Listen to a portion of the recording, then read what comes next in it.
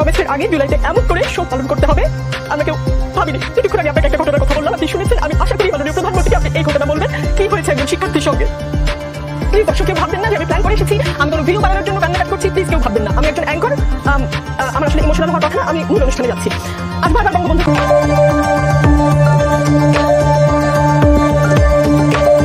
লুঙ্গি dance কোন সিনেমার গান? এটা ইন্ডিয়ান একটা ভারতীয় ফিল্মের খুব সম্ভবত এটা গান, লুঙ্গি ডান্স। খুব সম্ভবত, আমি নিশ্চিত না, কারণ আমি গানটা শুনেছি কিন্তু কখনো দেখার সুযোগ হয়নি বা দেখিনি। গতকাল রাতে ধানমন্ডি 32-এর আশেপাশে শুনেননি?